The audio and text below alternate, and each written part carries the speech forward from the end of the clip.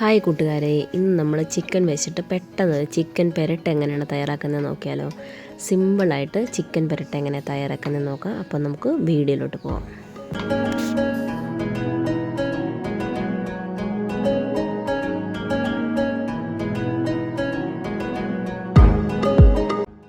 അപ്പോൾ ഞാൻ അതിനായിട്ട് ഒരു 750 ഗ്രാം ചിക്കനാണ് എടുത്തിരിക്കുന്നത്. എല്ലോട് കൂടിയാണ് എടുത്തിരിക്കുന്നത്. അത് മാരിനേറ്റ് ചെയ്ത് വയ്ക്കുക ആദ്യം. അതിലേക്ക് ഉപ്പ്, മഞ്ഞൾപ്പൊടി, കുറച്ച് തൈര്, പിന്നെ നിങ്ങൾക്ക് എരിവിന് വേണമെങ്കിൽ കുറച്ച് കുരുമുളക് പൊടിയൊക്കെ ചേർത്തൊന്ന് മിക്സ് ചെയ്ത് വെക്കാം. അതൊന്ന് മിക്സ് ചെയ്ത് വെച്ചിട്ട് കുറഞ്ഞതൊരു 30 മിനിറ്റ്സ് എങ്കിലും വെക്കുക.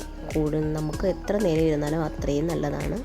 അപ്പോൾ നമുക്കതൊന്ന് പുരട്ടി വെച്ചിട്ടുണ്ട്, അത് മാറ്റി വയ്ക്കാം. അതിനുശേഷം ഒരു പാൻ ചൂടാക്കാൻ വേണ്ടി വയ്ക്കുക. അതിലേക്ക് കുറച്ച് വെളിച്ചെണ്ണ ഒഴിച്ച് കൊടുക്കാം.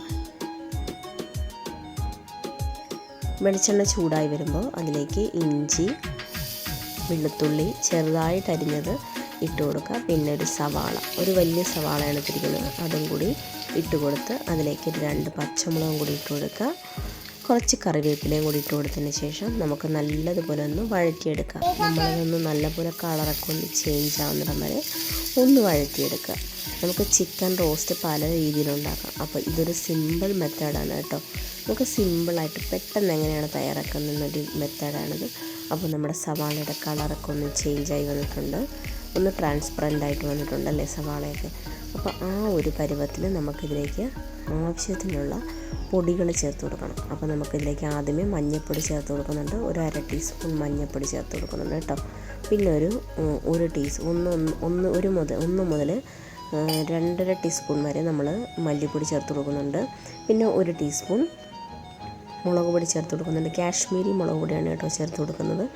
അതും കൂടി ചേർത്ത് കൊടുത്തതിന് ശേഷം നല്ലതുപോലെ നമ്മുടെ പൊടിയുടെയൊക്കെ ഒരു പച്ചമണം മാറുന്നിടം വരെ ഒന്ന് വഴറ്റി യോജിപ്പിച്ചെടുക്കുക.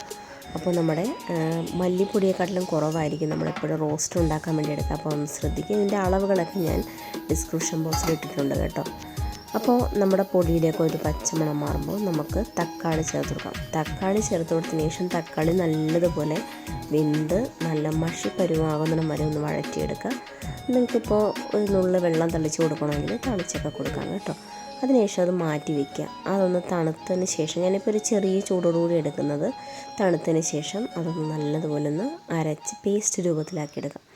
അപ്പോൾ അത് അരച്ചവിടെ പേസ്റ്റ് രൂപത്തിലാക്കി മാറ്റി വെച്ചിട്ടുണ്ട്. വേറൊരു പാനിലേക്ക് കുറച്ച് എണ്ണ ഒഴിച്ച് ചൂടാക്കിയതിന് ശേഷം ഗ്രാമ്പൂ, ഏലക്ക, കറുവപ്പട്ട, ബേ ലീഫ് ഉണ്ടെങ്കിൽ അതും കൂടി ഇട്ട് കൊടുക്കുക. അപ്പോൾ അതിട്ട് കൊടുത്തതിന് ശേഷം ആ ഒരു മണമൊക്കെ വരും, അതൊന്ന് മൂത്ത് വരുന്ന മണം വരുമ്പോൾ അതിലേക്ക് കുറച്ച് തേങ്ങാക്കൊത്ത്. ഇത് നിങ്ങൾക്ക് ഓപ്ഷണലാണ്. നിങ്ങൾക്ക് തേങ്ങാക്കൊത്ത് ഇഷ്ടമില്ല എന്നുണ്ടെങ്കിൽ നിങ്ങൾക്ക് ഇത് സ്കിപ്പ് ചെയ്യാം കേട്ടോ. അപ്പോൾ തേങ്ങാക്കൊത്ത് ചെറുതായിട്ട് അരിഞ്ഞതും കൂടി ഇട്ടതിന് ശേഷം അതിലേക്ക് നമ്മൾ അരച്ച് വെച്ചിരിക്കുന്ന ആ അരപ്പുണ്ടല്ലോ, അതിട്ട് കൊടുത്തതിന് ശേഷം ആവശ്യത്തിനുള്ള കുറച്ച് വെള്ളവും കൂടി, ഒരുപാട് വെള്ളം ചേർക്കാതെ റോസ്റ്റാണ്. അപ്പോൾ ഇത്തിരി അതൊന്ന് ബാക്കി വരുന്ന ആ അരപ്പൊന്ന് കഴുകി അതിലേക്ക് ഒഴിച്ച് കൊടുക്കുക. അതൊന്ന് തിളച്ച് വരുന്ന സമയത്ത് നമുക്കതിലേക്ക് നമ്മുടെ ചിക്കൻ മാരിനേറ്റ് ചെയ്തത് ഇട്ട് കൊടുക്കുക. ഇട്ട് കൊടുത്തിട്ട് നമ്മൾ നല്ലതുപോലെ ഒന്ന് മിക്സ് ചെയ്യുക. മിക്സ് ചെയ്തതിന് ശേഷം നമ്മൾ ലോ ഫ്ലെയിമിൽ അടച്ച് വെച്ച് ഈ ചിക്കൻ ഒന്ന് വേവിച്ചെടുക്കണം ഈ അരപ്പിൽ. അപ്പോൾ നമുക്ക് നല്ലതുപോലെ ഒന്ന് മിക്സ് ആക്കിയതിന് ശേഷം ലോ ഫ്ലെയിമിൽ അടച്ച് വെച്ചിട്ട് വേവിച്ചെടുക്കാം.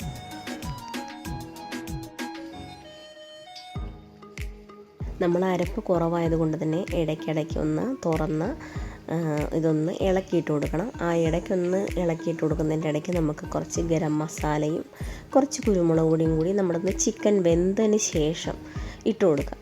വെന്തതിന് ശേഷം നമ്മൾ വെള്ളം ഒന്ന് വറ്റണമല്ലോ.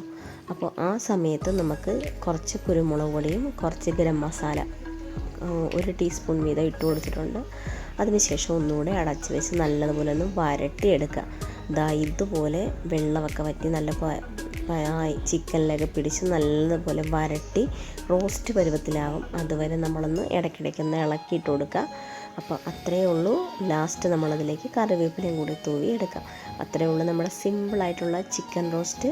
കണ്ടല്ലോ, എല്ലാവർക്കും ഇഷ്ടമായെന്ന് വിചാരിക്കുന്നു. എല്ലാവർക്കും ഇഷ്ടമായെങ്കിൽ ഒന്ന് ഷെയർ ചെയ്യുക.